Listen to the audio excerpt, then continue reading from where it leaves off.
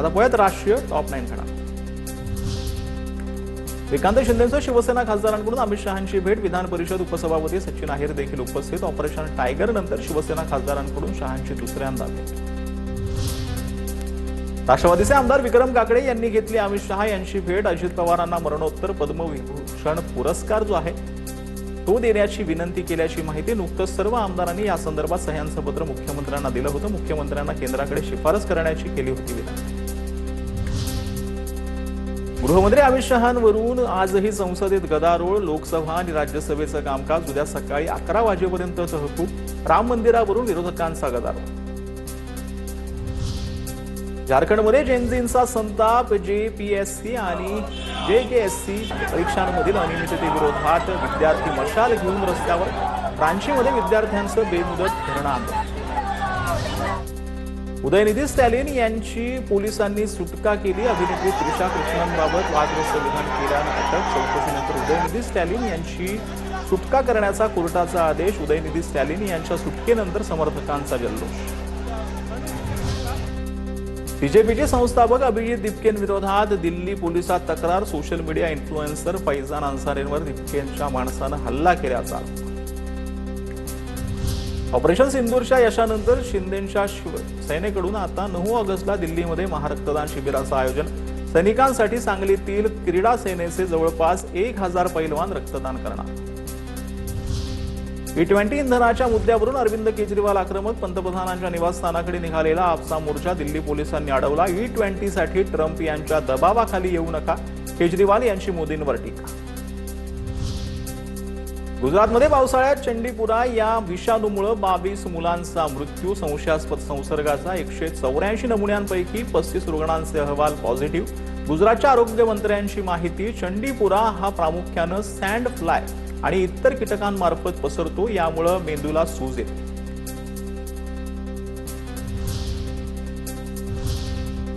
आता पाहूयात मोठ्या टॉप 9। ओबीसी नेते नवनाथ वाघमारे यांना शिवीगाळ। महेश डोंगरेंनी शिवीगाळ केल्याची माहिती। उपमुख्यमंत्री एकनाथ शिंदेंवर केलेल्या वक्तव्यामुळे शिवीगाळ। शहापुरात खड्ड्यामुळे झालेल्या मृत्यूवरून पोलिसांनीच काढली टीडीएफ जवानाची अक्कल। तुमचा मुलाला खड्डा दिसला नाही का? पोलिसांनी नातेवाईकांना सुनावलं। 25 तासांनंतरही ठेकेदारावर गुन्हा दाखल नाही। दरम्यान पोलिसांनी आरोप फेटाळले। टीडीआरएफ जवानाच्या कुटुंबियांवरती शहापूर पोलिसांचं असं वक्तव्य दुर्दैवी। चौकशी करून संबंधित पोलिसांवरती कारवाई करणार। गृहराज्यमंत्री योगेश कदम यांची माहिती।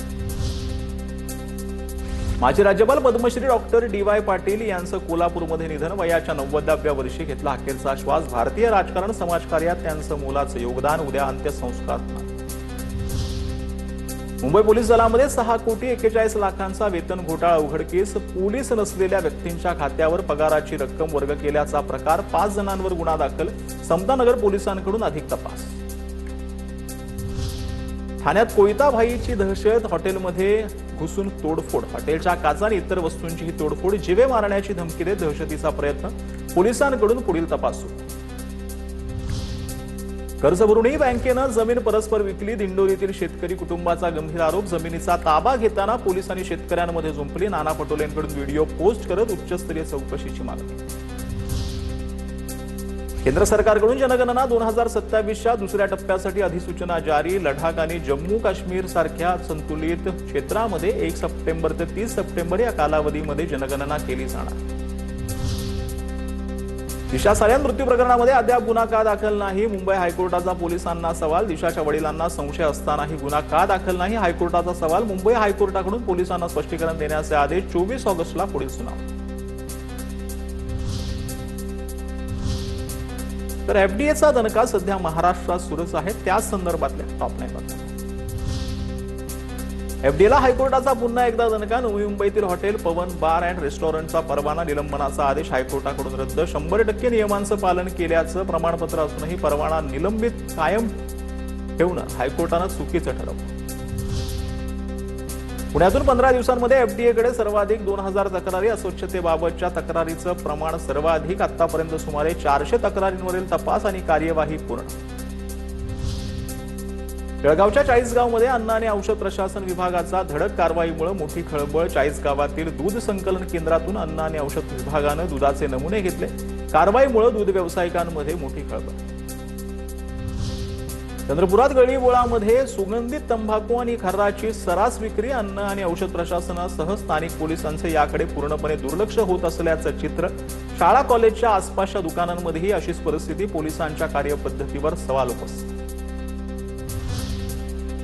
अन्न आणि औषध प्रशासनाच्या वाढत्या कारवायांमुळे महाराष्ट्रात पेस्ट कंट्रोलची मागणी वाढली. अस्वच्छता आणि झुरळांचा प्रादुर्भाव आढळल्यानं परवाने निलंबित झाल्यामुळे व्यावसायिकांकडून खबरदारी.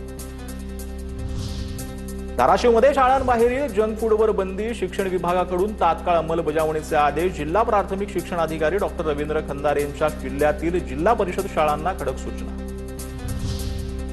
अंबेजोगाईमध्ये ऑनलाईन तक्रारीची दखल घेत चायनीज सेंटरवर एफडीएची धडक कारवाई. अन्न पदार्थांचे नमुने ताब्यात घेत हॉटेल केलं सील. तपासणी दरम्यान हॉटेलमध्ये सर्वत्र अस्वच्छता आढळली होती. संभाजीनगरातील चिकलठाणा परिसरामध्ये दूध डेअरीवर एफडीएचा छापा. सोयाबीन ऑइलचे 10 ते 12 नॉन फूड ग्रेडचे बॅरल सापडले. 3,12,000 रुपयांचे अन्न पदार्थ एफडीएकडून जप्त. सवय दिवसभरातील महत्त्वाच्या टॉप 10.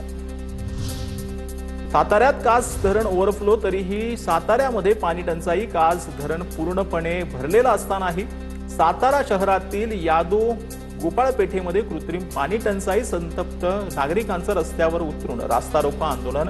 पालिका प्रशासनाविरोधात जोरदार घोषणाबाजी. कोल्हापूरच्या करवीर निवासिनी अंबाबाई मंदिराच्या गरुड मंडपाचं गेल्या 2 वर्षांपासून पुनर्बांधणीचं काम सुरू. लवकरात लवकर मंडपाचं काम पूर्ण करण्याची भाविकांची मागणी. पुणेकरांना मोठा दिलासा. पुणे शहराला पाणी पुरवठा करणाऱ्या खडकवासला धरण साखळीत पुरेसा पाणीसाठा असल्यामुळे पाणी कपात रद्द करण्याचा निर्णय. महापालिका आयुक्त नवल किशोर राम यांची माहिती. रत्नागिरी जिल्ह्याला पावसाचा जोर सध्या कमी. पुढील 3 दिवसांसाठी हवामान विभागाचा येलो अलर्ट जारी.